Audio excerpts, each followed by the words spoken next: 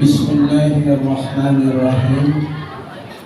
Assalamualaikum warahmatullahi wabarakatuh. Waalaikumsalam warahmatullahi wabarakatuh. Assalatu wassalamu ala asrafil anbiya'i wal mursalin Sayyidina wa maulana Muhammadin wa ala alihi wa sahbihi ajma'in, amma ba'du.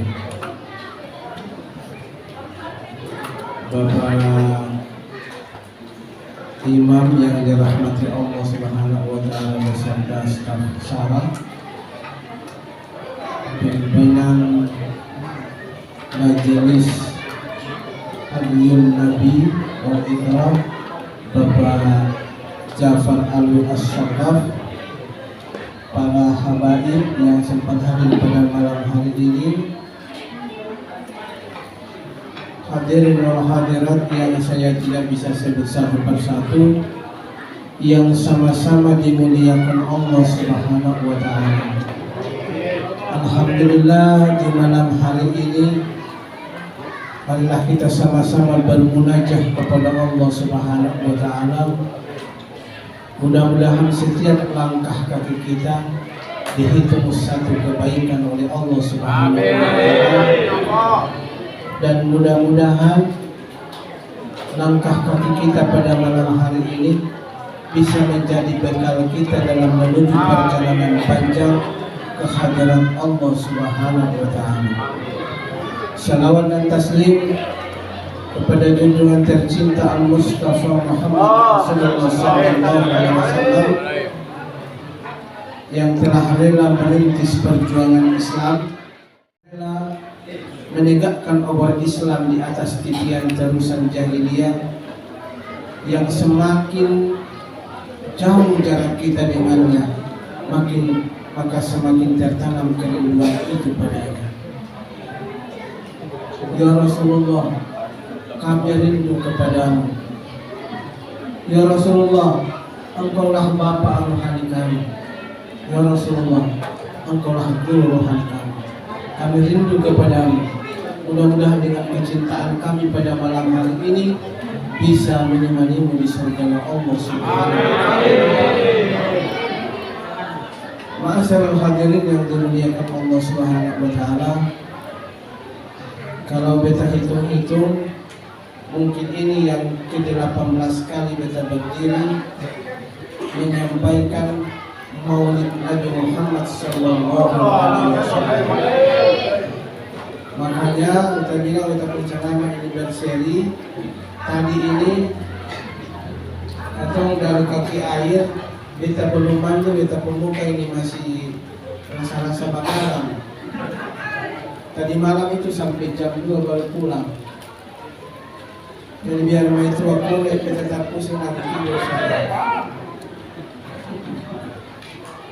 Besok lagi ini jam 9 pagi di Madrasah Sanawiyah Al-Hilal Mamnea.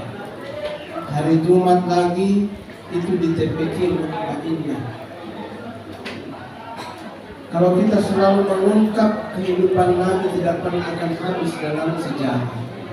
Semakin kita ungkap kehidupan Nabi, maka semakin ada hasanah-hasanah yang tersimpan dalam kehidupan Nabi. Siapa manusia yang dalam kehidupan ini yang dibina oleh Rasulullah SAW, yang sampai hari ini di pondok-pondok pesantren itu yang dilaksanakan, dan sampai saat ini yang berbekas dalam hati kita. Coba kita bayangkan, anak-anak kita yang sekolah di Sanawiyah, anak-anak kita yang sekolah di Aliyah, anak-anak kita yang sekolah di MI, dibandingkan dengan sekolah di sekolah umum, itu bedanya jauh sekali. Kenapa? Apa yang mereka hafal waktu masih kecil itu masih membekas sampai mereka tua. Apa yang katong hafal di Sanawiyah ini, Ustadz Murtada apa yang dia hafal di pondok pesantren itu yang dia sampaikan. Saya lupa, hadis saya pernah lupa, firman saya pernah lupa. Itu membekas dalam kehidupan kita. Yang kedua, selain Nabi adalah seorang pendidik yang jadi pendidik yang sangat diidolakan, Nabi juga adalah pedagang yang mampu mengalahkan pedagang-pedagang hebat di saat itu. Belum ada pedagang di negara ini yang umur 9 tahun berdagang lintas negara. Hanya Nabi Muhammad SAW itu sudah berniaga dari Sam ke Syria. Umur 9 tahun kaya bukan untuk dirinya tapi untuk umatnya. Nabi adalah panglima perang. 10 kali memimpin perang, Nabi tidak pernah kalah. Nabi panglima perang yang tidak pernah terkalahkan. Ini hebatnya Rasulullah SAW. Sehingga Karen Armstrong bilang pun tidak akan lagi lahir manusia seperti Nabi Muhammad. Tidak akan ada lagi yang akhlaknya dapat menembus relung-relung hati yang paling dalam, yang ide-idenya mampu menembus pelataran dunia, yang ajaran-ajarannya sampai hari ini tetap dipertahankan. Belum ada manusia seperti itu. Belum ada manusia seperti Nabi Muhammad SAW. Dalam ilmu tasawuf, manusia ini berasal dari yang satu. Manusia ini adalah tercipta dari Nur Muhammad Sallallahu Alaihi Wasallam. Ketika engkau berdiri, engkau bernama Ahmad. Ketika engkau sujud, engkau bernama Ahmad. Ketika engkau tahiyat, engkau bernama Ahmad. Maka ketika ada pancaran ini dalam diri kita, lalu tidak tertanam cinta kita kepada Rasulullah Sallallahu Alaihi Wasallam, maka sungguh kita sangat merugi di dunia ini. Diberikan waktu oleh Allah Subhanahu Wa Taala hidup, tapi kita tidak mempergunakan hidup itu dengan sebaik-baiknya. Ada yang diberikan kesehatan oleh Allah Subhanahu Wa Taala, dia sehat, tidak ada yang kurang satu apapun dalam kehidupannya. Tidak ada yang sakit dalam hidupnya, tapi hak imannya dicabut oleh Allah Subhanahu Wa Taala. Sungguh sangat ironi ketika kita diberikan hak hidup oleh Allah Subhanahu Wa Taala, ketika kita diberikan hak sehat oleh Allah Subhanahu Wa Taala.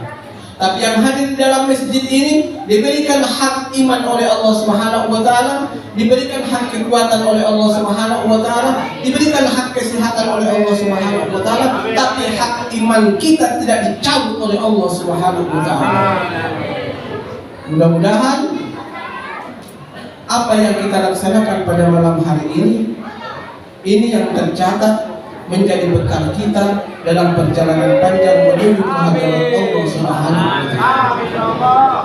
Ma'asyiral muslimin yang berbahagia, kalau kita baca di situ, kita lihat kita penggaya luar biasa gitu ya.